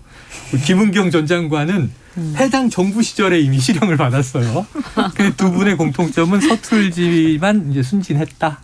근데 다른 점은 한 명은 소신파, 한 명은 충성파였다. 노회한 장관 이렇게 안 합니다. 아, 노회한 장관이 이렇게 안 한다. 네, 알겠습니다. 자, 이 의원님. 네. 오늘 한번 점을 쳐주세요. 백 전 장관 구속되겠습니까? 기각되겠습니까? 저는 구속될 것 같아요. 아, 구속될 것 같다. 네. 제가 자세한 뭐 자료를 네네. 못 봐서 뭐 어떻게 100% 맞출 수는 없는데 증거나 자료, 뭐 입증의 문제를 봐야 되니까. 탈원전이라는 게 굉장히 그 상징적인 게 있고요. 그다음에 이제 사실은 우리가 이제 보면 이 자원에 대한 부분은 어차피 그 재생에너지로 전환하고 그다음에 또 이 원자력의 이 어떤 이 비중을 줄여가는 것들은 사실은 어떻게 보면 좀 어떤 시대적인 그 흐름이긴 해요. 네. 그럼에도 불구하고 그 당시 보면 문재인 정권 때 보면 너무나 인위적으로 그것을 탈원전을 외치면서 갑자기 다 중단을 시키고 샷다운을 하면서 이런 부분들이 그리고 이제 그 가동 중단을 하면서 그 일자리가 문제가 되고 이런 것들이 너무나 정치적으로 진행이 됐잖아요. 그래서 사실은 정권이 바뀐다고 해서 정책의 전환은 있을 수 있지만 저는 다음에 앞으로는 그런 식으로 일이 진행돼서는 안 된다라고 생각을 하거든요. 그래서 그런 부분에 어떤 제동을 건다라는 의미에서도 사실 굉장히 엄격하게 처리할 필요가 있다. 자, 민주당이 지금 이 문제에 딱 집중을 하고 있는 것이 우상호 비대위원장 얘기예요. 네. 그러니까 윤석열 대통령이 후보 시절에 예고했던 대로 자, 문재인 정부에 대한 본격적인 수사가 시작되는 거 아니냐인데 이 교수님 더 무서운 얘기를 표현을 하셨습니다. 피바람의 전초전이다. 어떻게 보십니까? 난 이게 좀 시작 같아요. 시작 같아요. 네, 그리고 사실은 뭐 보복 수사다 정치 보복이다 하는데 참 그게 그렇게 보여줄 수도 있겠지만은 그게 정의가 애매한 거잖아요. 그러면 정치권에서 생긴 일은 다 검찰 무슨 범죄에서도 그냥 넘어가야 되느냐 이렇게 말할 수는 없잖아요. 근데 이제 제가 좀 생각하고 있는 것은 우리 다른 나라 법에서는 처벌을 하지 않는 직권남용에 갖다가 이걸 사실상 문재인 정권이 박근혜 전 대통령과 국정 등진 거기 적용했잖아요. 직권남용이 많이 적용됐죠. 그래서 직권남용이 그 전까지는 별로 안 쓰였는데 결국은 그렇게 선례가 되니까 이제는 그걸 동원해서 박근혜 전 대통령 거기다가 처벌했던 형사했던 문 정권 자체가 이제는 거기에 또 대상이 돼버렸어요. 그래서 이걸 좀 끊었어야 되는 거 아닌가 이런 생각이 드는데 그리고 이게 산하기관장 그 문제는 이게 진짜로 우리 법을 다 바꿔버려서 어떤 그 정권에서 임명하게 되면은 그 정권이 끝나면은 그냥 동시에 임기가 끝나도록 해야지 이거 엇박혀 가지고 아주 보통 문제가 아니에요. 아주 이게 그거 하다가 아주 그냥 다 아주 그냥 그 부처가 아주 멍이 들어요. 아주 이게. 난 그래서 이거는 여야 간에 협의해서 이걸 딱 끊어야 된다고 봐요. 끊어내야 한다. 네. 그 정말 맞는 말씀이세요. 그러니까 우리가 보면 정권이 바뀌면서요. 엄청나게 많은 자리가 막 이동을 하기도 하고 또 막 눈치를 보고 막 난리가 나잖아요. 그래서 그 정무직을 좀 정해야 될 것 같아요. 근데 정무직은 사실 또 정권이 바뀌면 바뀌는 게 맞거든요. 그래서 정무직을 딱 정해서 그거는 정권이 바뀌면 다 그냥 그만두고 아니 왜냐하면 사실은 정권의 코드가 맞는 사람들이 같이 해야 되는 자리가 있어요. 그 대통령의 기조에 맞춰가는. 그렇죠. 그리고 그렇지 않은 자리는 정권 바뀐다고 바꾸는 건 그 또 문제가 있어요. 그래요. 네, 그래서 제가 하나 덧붙이면은 우리 국회에서 봤잖아요. 박근혜 정부 때 끝에 가서 이렇게 임명된 사람들이 있어요. 그 아주 민주당에서 볼 때 아주 이제 지긋지긋했다고. 알박기다 이런 네, 얘기죠. 근데 그러면 자기들은 하지 말아야 될 거 아니에요. 네. 그래서 그 하나 방법은 이런 게 있어요. 대개 임기 3년이니까 그러면 이제 그 중에는 구태여 가지 않을 수도 있어요. 네네. 그래서 그 사람한테 1년 정도만 임기를 연장해 주면은 그때 임기가 끝나잖아요. 근데 제가 보니까 그 사람들 다 갈고 악착같이 새 임기 3년 임명하더라고. 네네. 그래서 지금 온통 난리가 난 거예요. 이게 예. 난 그래서 이건 여야가 다 똑같아 이거. 야, 그러니까 뭐 항상 이제 원래 공무원이었던 늘공, 어공, 어쩌다 공무원 이 정무직이 문제다. 참 말씀이 맞는 것 같습니다. 성격을 이렇게 네. 분명히 좀 해서 네. 예, 그 정치적인 성격이 있는 자리, 그렇지 않은 자리를 분명히 좀 합의를 해가지고 정할 필요가 있는 거예요. 네. 자, 현안 하나 또 이제 궁금하니까 두 분에게 여쭤볼 게 많습니다. 자, 윤 대통령 김창기 국세청장은 임명했죠. 청문회 안 열리고 됐습니다. 근데 교육부 장관, 보건복지부 장관 후보자는 좀 기다리겠다는 이제 메시지가 나왔는데 이 김승희 후보자가요. 지금 관용차 의혹이 새로 불거졌어요. 의원 시절에 5만 킬로미터를 주행하고 기름값은 2천만 원을 썼다. 자, 두 분 다 의원 지내셨으니까 이것은 이거 가능한 얘기예요? 5만 킬로미터에 그건 그렇게 안 되죠. 계속 차에서 직무를 했나요? 글쎄요. 이게 뭐 근데 지역구 의원 같은 경우는 아무래도 좀 주행거리가 많습니다. 네네네. 이제 특히 비례대표 같은 의원은 경우. 제가 볼 때는 1년에 임기 중에 한 5만 킬로 하는 게 비례대표 의원 통상적인 것 같아요. 뭐 저는 좀 많이 썼는데 그건 제가 뭐 환경이니 뭐 어쩌고 지방 출장을 뭐 많이 가서 좀 많이 썼죠. 네, 그리고 이게 다른 나라에 비해서 우리나라가 이렇게 정치 자금을 그 의원들의 이제 렌트카 이렇게 하는데 허용해서 사실상 하는데 난 그것도 이제는 좀 바뀌어야 되지 않을까 싶어요. 그래서 뭐 자동차 운영비 예를 들면 뭐 휘발유 값이랄까 뭐 이런 거는 이제 뭐 사무실 운영비라고 보더라도 과연 이 정치자금을 관용차 렌트를 하는데 지불하는 것이 난 적절한가 대해서 나는 좀 의문을 좀 갖고 있고요. 그리고 이제 이번에 이런 것이 그 언젠가 한번 이거보다 더 심한 경우도 있어서 논란이 됐죠. 그래서 뭐 어떤 의원은 임기 동안에 달나라를 갔다 왔느냐 이런 그런 얘기 있었죠. 그래서 이것이 이제 혹여나 뭐 이제 카드를 갖다가 깡 논란이 뭐 있는 거죠. 그런 것 같으면 이거는 뭐 그렇게 쉽게 넘어갈 수 있는 사안은 좀 아니라고 봅니다. 그런데 이것만 아니라 지금 뭐 김승희 전 의원은 지명자는 뭐 이것저것 얘기가 너무 많잖아요. 그래서 과연 이렇게 좀 인사 풀이 이렇게 좁은지 나는 좀 그게 좀 답답한 것 같아요. 네. 자, 박순애 교육부 장관 후보자는 이제 음주운전 일형 논란입니다. 지금 김승희, 박순애 두 후보자 사실은 여성을 많이 기용 안 하다가 후반에 여성을 훅 기용해서 잠깐 칭찬받았는데 이 의원님 끝으로 한 말씀 주시죠. 어떻게 보십니까? 네, 그래서 제가 얼마 전에 이제 20, 30대 여성 그 친구들을 만나가지고 이분들 얘기를 들었어요. 그러면서 그분들이 그런 얘기를 하는 거예요.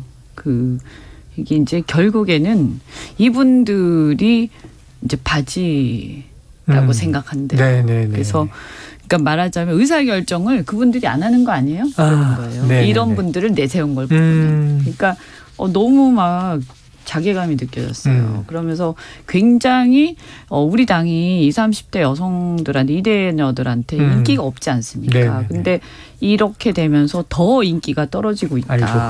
그리고 여성을 기용해서 좀 좋은 평가를 받아야 되는데. 네. 그리고 이제 특히 이제 지금 교육부 장관 후보자 같은 경우에는 학부모들이 원성이 큽니다. 지금. 왜냐하면 또 교장 결격 사유거든요. 네네네. 음주운전 그렇죠. 이제 0.251은 사실은 거의 뭐 이거는 사실 그 의식 불명 맞아요. 그렇기 때문에 저는 이거는 다른 장관이면 모르겠는데 교육부 장관이기 때문에 저도 학부모로서 상당히 이해가 좀 안 간다. 두 분 다 진격의 보수지만 어떻게 해야 될지 참 할 말이 없습니다. 궁금한 게 너무 많은데 시간이 지나버렸어요. 다음에 또 한번 스페셜을 만들겠습니다. 오늘 이상동 교수님, 이현주 전 의원님, 이 동친, 동네 친구들 네. 분위기가 어땠는지 모르겠습니다. 진격의 보수 함께했습니다. 너무 진지해. 네. 두 분 말씀 고맙습니다. 네. 고맙습니다.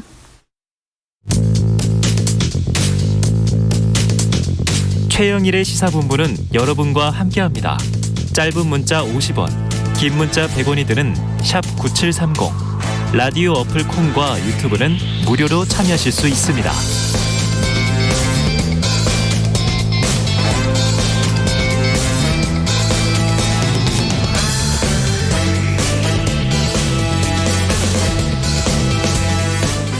네, 시사본부 매일 이 시간 청취자분들께 드리는 깜짝 간식 선물. 오늘은 컵라면과 바나나 우유입니다. 코너 들으시면서 문자로 의견 주시는 청취자분들께 쏠 거고요. 짧은 문자 50원, 긴 문자 100원이 드는 샵 9730으로 의견 많이 보내주세요. 자, 수요일 주간 사건 사고 소식을 알아보는 배상훈의 사건 본부. 배상훈 프로파일러 나오셨습니다. 어서 오세요. 안녕하세요. 네. 자, 비 오는 수요일인데. 지난주 이 대구의 한 변호사 사무실 빌딩 방화 사건이, 이건 뭐 지금 기억 안 나시는 분이 드무실 거예요. 바로 얼마 전 사건. 7명이 숨지고 50여 명이 부상하는 참사였습니다. 그런데 이게 알고 보니 법정에서 패소한 사람이 상대 변호사를 찾아가서 사실상 이 테러를 한 거죠. 그럼 이게 그 사건이 벌어진 개요, 어떤 과정이었어요? 예, 사건은 6월 9일 날 오전에 발생한 거고요. 범인 방화범은 이제 50대 중반의 그 남성인데요. 저 대구에는 신천시장이라는 데가 있는데요. 재개발 그 어떤 이슈가 있었나 봅니다. 예. 재개발 관련된 데는 조합이 있고 그렇죠. 시행사가 있지 않습니까? 그렇죠. 여기에 피청구인, 우리는 보통 피고로 가죠. 민사는 피청구인이라고 하죠. 이 범인이 청구인인 거고요. 예, 그러니까 피청구인이 거기에 시행사 대표였습니다.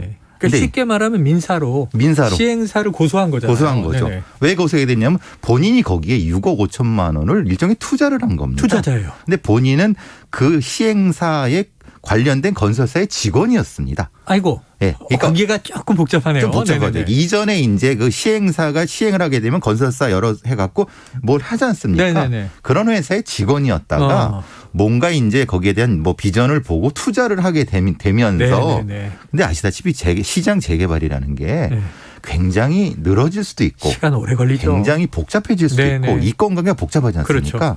사실 그런 관계에서 6억 5천만 원의 투자금에 대한 소송을 그 시행사한테 걸게 되고 근데 거기서 복잡한 문제가 생겼나 봅니다. 뭐 패소도 하고 승소도 하면서 근데 정작 이 지금 돌아가신 분들은 그 사무실은 그 시행사를 대리하는 변호사. 그러니까 이게 좀 황당한 거는 시행사나 그 시행하는 어떤 사장을 공격한 게 아니라 그걸 대리하는 변호사 사무실을 공격을 한 거예요. 그러게요. 예. 그러니까 내 쪽의 변호사 사무실도 아니고 상대 쪽의 변호사 사무실인데 사실 내가 밉다면 미운 건 시행사일 텐데 그렇죠. 예.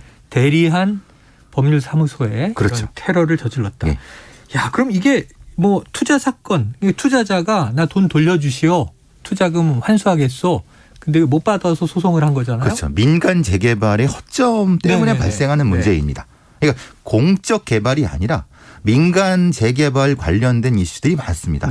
전국에 이것 때문에 개인 투자자들이 많은 손해를 보기도 하고 이게 꼭 불법은 아닙니다. 그냥 경기 침체의 문제도 있고 어떤 시행 행정상의 문제도 있기 때문에 근데 이게 관에서 개입하지 않습니다. 왜냐하면 이거 민간의 사이의 일이니까. 사이의 일인데 근데 거기서의 상당히 많은 소송권이 걸려 있고 한번 뭐 소송 다니면 몇 년 이상 걸리는 거고요. 이 방화범도 아예 그 소송을 하려고 법원 근처에 자취방을 얻어서 20만 원 자취 3년 동안 그렇게 했다고 합니다. 3년간 법원 옆에서 아예 살았다. 자취했다. 우리가 보통 뭐 이게 좀 속어지만 프로소송로라고 하는 프로소송로. 예를 들면 이런 개념이 아닌데 소송을 많이 하는 사람. 예, 그러니까 이제 좀 왜냐하면 계속 지니까 계속 소송을 하게 되고 그러니까 스스로도 지치고 스스로도 분노가 생기고 근데 그 분노가 누구냐? 그것을 법정에서 본인을 공격하는 그러니까 변호사는 그게 업이지 않습니까? 근데 피청구인 청구인을 공격하는 변호사를 미워하는 거죠. 지금 이게 변호사의 숙명이라고 하는 분도 있지만 글쎄 글쎄 이게 참 어려운 문제입니다. 어렵네요. 예. 그러니까 우리가 보통 법정 소송하면 아주 냉철한 이성으로 서로 다툴 예. 것 같지만 증오심도 생기고 분노감도 생기고 이게 사람의 감정의 그렇죠. 고립도 문제예요. 자, 여러 가지 의문점을 남긴 사건입니다. 자, 사고가 난 다음 주, 그러니까 이번 주죠. 이번 주에 항소심까지 기다려봐도 될 텐데 항소심 판결이 안 나왔는데 항소심을 코앞에 두고 왜 이렇게 행동한 걸까요? 그래서 이것은 그 당사자라든가 이런 어떤 것보다는 심리적인 영향이 크더라. 네. 왜냐하면 이게 재판이 진행되는 걸 여러 번 해보니까 예. 본인도 알지 않습니까? 아, 어떻게 되겠구나. 예, 예. 그리고 본인 쪽 재판, 변호사한테도 듣는 얘기가 있지 않습니까? 그렇죠. 불리하다, 유리하다. 그렇죠. 네. 그러니까 사실은 여러 가지 면에서 그런 극단의 선택을 한 것이 아닐까. 네. 이거 물론 이 방화범을 제가 옹호하려고 하는 건 절대 아닙니다. 근데 그 전형 사정이 그 심리가 그러했다. 예, 심리가 그럴 수 있다는 겁니다. 범죄를 저지르게 된 심리가. 예. 극단적이니까 이런 상황을 이제 저지른 거겠지만. 그렇죠. 예. 알겠습니다. 보통 소송에서 패소했다. 그럼 우리 변호사한테 당신 열심히 한 거 맞느냐? 또는 뭐 정말 전념했느냐? 놓친 게 없느냐? 이렇게 따지잖아요. 불평불만하고.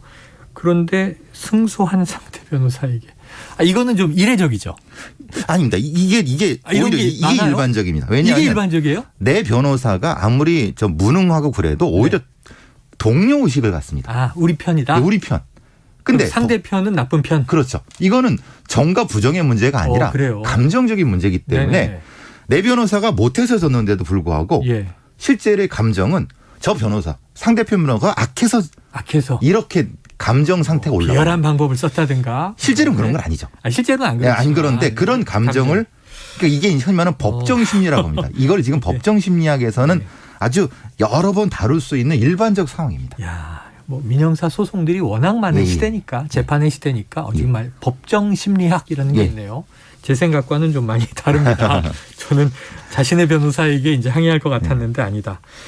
자, 이 변호사는 아니지만 예전에 보면 이게 좀 떠오르는 사건들이 있는 게 판사에게 이른바 석궁 테러도 있었어요. 영화로도 만들어졌어요. 그렇죠. 그것과 좀 유사성이 있습니까? 법정 심리학? 그러니까 지금도 이건 마찬가지지만 이거는 여기서 이제 테러를 하는 사람들은 사람에 대한 것보다 사법 시스템 자체를 공격하는 겁니다. 그게 싫은 건데, 미운 건데. 사법 시스템. 그러니까 자기를 어떤 괴롭힌 어떤 것이 사람이 아니라 시스템이다. 그래서 변호사, 판사, 검사 그런 어떤 그걸 대행하는 사람들을 주로 공격합니다. 아, 사람으로서의 판사, 변호사, 검사가 아니라 그들은 사법 시스템의 대리인이야. 예. 본인이 이 시스템의 피해자라고 느끼는 겁니다. 그러니까 소송을 오래 하다 보면은 사람보다는 시스템에 지친다고 합니다. 네. 저 그런데 이런 일 한번 겪고 나면요. 아까 변호사의 숙명 이런 단어도 스쳐갔습니다만 이게 업계의 정신적 충격이 클 것 같은데 서초동 법원가에서 예전에 이제 변호사가 살해된 일도 있었어요. 그렇죠. 변호사 협회 차원에서 대책위를 꾸리기도 했다고 하는데 보호 장치가 없었던 거예요? 예. 보통 이제 변호사분들이 어떤 사무실이 변호사 회관 같은데 같이 이렇게 모여 있다. 예. 네. 지금 이 대구지방법원의 이채 변호사 같은 경우도 그 건물에 이렇게 7층 건물에 변호사 법률사무소가 많았던 이렇게 거죠. 있죠. 그래서 이제 변호사협회 차원에서는 현관 같은 데에 어떤 금속 탐지기라든가 아니면 경비원을 쓰는 방식의 지원이 필요하지 않을까.